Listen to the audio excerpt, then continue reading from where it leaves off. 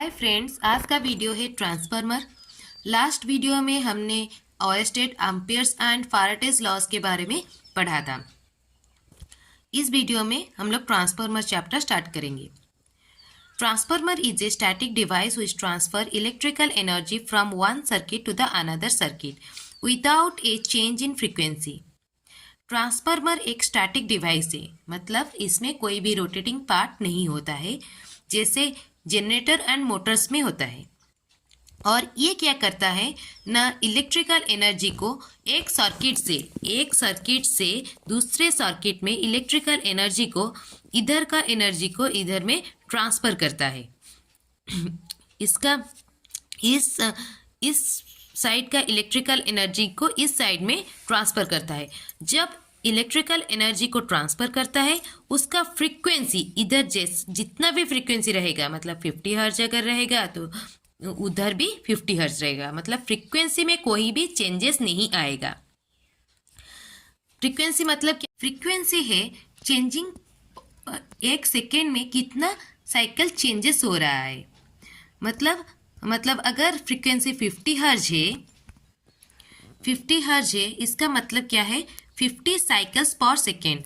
तो ये क्या कर रहा है ना, एक सेकेंड में 50 साइकिल्स चेंज कर रहा है। ठीक है, जैसे ये हो गया 2 हर्ट्ज फ्रीक्वेंसी। तो ये क्या करेगा ना, एक सेकेंड में 2 साइकिल चेंज करेगा। 2 साइकिल चेंज करेगा मतलब ये एक हो गया, ये टोटल हो गया 1 सेकेंड, और इधर से लेके इधर तक ये हो गया एक साइकिल, फिर इधर से लेके इधर तक ये हो गया दूसरा साइकिल। मतलब एक सेकेंड में वो 2 साइकिल पास कर रहा है। तो इसका फ्रीक्वेंसी क्या हो गया, 2 हर्ट्ज। वैसे ही फ्रीक्वेंसी अगर 50 हर्ट्ज है, मतलब वो क्या कर रहा है ना, 50 साइकिल्स पर सेकेंड। तो ये क्या करेगा, ट्रांसफार्मर क्या करता है ना, वही जो फ्रीक्वेंसी है उसको, फर्स्ट सर्किट में जो फ्रीक्वेंसी है वो सेकेंड साइकिल में भी वही फ्रीक्वेंसी रहेगा। ठीक है, transformer works on electromagnetic induction principal. वो इसका वर्किंग प्रिंसिपल किसके ऊपर बेस है, इलेक्ट्रोमैग्नेटिक इंडक्शन प्रिंसिपल के ऊपर। Electromagnetic induction is the production of electromotive force across an electrical conductor in a changing magnetic field।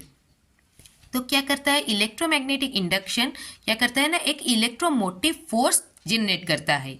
कहाँ जनरेट करता है, इधर एक इलेक्ट्रोमोटिव फोर्स जनरेट करेगा, ईएमएफ एक जनरेट करेगा अक्रॉस एन इलेक्ट्रिकल कंडक्टर के अक्रॉस में एक इलेक्ट्रोमोटिव फोर्स जनरेट करेगा इन ए चेंजिंग मैग्नेटिक फील्ड, जिसमें क्या हो रहा होगा, मैग्नेटिक फील्ड चेंज हो रहा होगा। तो मैग्नेटिक फील्ड कैसे प्रोड्यूस होता है, लास्ट वीडियो में हमने पढ़ा था कि जब एक कंडक्टर में करंट फ्लो होता है, उसके चारों ओर क्या होता है ना, मैग्नेटिक फील्ड जनरेट होता है।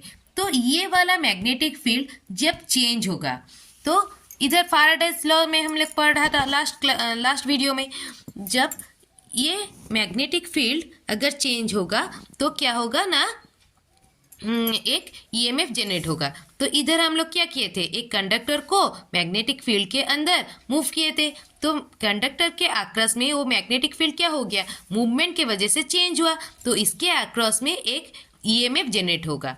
तो हम लोग ये भी पढ़े थे कि डीसी करंट में कोई भी इंड्यूस्ड वोल्टेज नहीं होगा, मतलब कोई भी ईएमएफ इलेक्ट्रोमोटिव फोर्स जनरेट नहीं होगा, पर एसी करंट में जनरेट होगा। क्यों? क्योंकि इसका करंट का डायरेक्शन क्या हो रहा है ना, टाइमली चेंज हो रहा है, एक पीरियडिकली चेंज हो रहा है।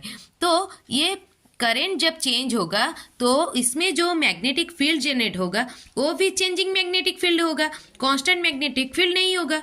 तो ये चेंजिंग मैग्नेटिक फील्ड के वजह से ईएमएफ एक जनरेट होगा। किसके अक्रॉस जनरेट होगा, ये कॉइल के अक्रॉस जनरेट होगा। तो इलेक्ट्रोमैग्नेटिक इंडक्शन बोलता है कि production of electromotive force across an electrical conductor. ये इलेक्ट्रिकल कंडक्टर के अक्रॉस में एक ईएमएफ जनरेट होगा इन a changing magnetic field.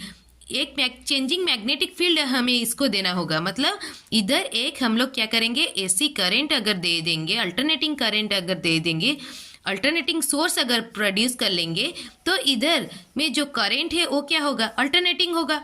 Alternating current की वजह से इधर जो मैग्नेटिक फील्ड भी होगा वो क्या होगा ना, अल्टरनेटिंग मैग्नेटिक फील्ड। और चेंजिंग मैग्नेटिक फील्ड की वजह से इधर क्या हो रहा है ना, एक ईएमएफ जनरेट होगा। ठीक है, तो ईएमएफ कैसे, लेट हम लोग एक एग्जाम्पल के छोटा सा एग्जाम्पल, बेसिक एग्जाम्पल से समझते हैं। ये एक कॉइल है जिसमें एमीटर एक ज्वाइंट कर लिया है, जिसमें शो करेगा कि क्या ये कंडक्टर में करंट फ्लो हो रहा है या नहीं। और ये एक मैग्नेट ले लिया, ये मैग्नेट स्टैटिक पोजीशन में है, ये भी एक स्टैटिक पोजीशन में, मतलब दोनों ही अपने जगह में कांस्टेंट है। तो ये मैग्नेट के वजह से इसमें क्या होगा ना, नॉर्थ से क्या होता है, magnetic field lines of force generate होता है ना, नॉर्थ से शुरू होता है और साउथ में एंट्री होता है। ठीक है, तो ये मैग्नेटिक फील्ड्स हो गया। ठीक है, अब क्या करेंगे ना, ये मैग्नेट को इसके ओर, कॉइल के ओर मूव करेंगे। ठीक है, कॉइल के ओर मूव किया, कॉइल के ओर मूव करने की वजह से ये कॉइल में क्या हो रहा है, एक चेंजिंग मैग्नेटिक फील्ड लिंक हो रहा है। चेंजिंग मैग्नेटिक फील्ड लिंक हो रहा है, तो according to the Faraday's law, अगर कोई कॉइल में अगर चेंजिंग मैग्नेटिक फील्ड लिंक हो रहा है तो उसके अक्रॉस क्या होगा, एक इंड्यूस्ड ईएमएफ जनरेट होगा। E is directly proportional to d phi by d t, यही था ना फैराडेज लॉ। तो इसके अक्रॉस एक ईएमएफ जनरेट हुआ, उसके वजह से, वो ईएमएफ के वजह से इसमें करंट, इस कॉइल में करंट फ्लो होगा और एमीटर में करंट शो करेगा। ठीक है।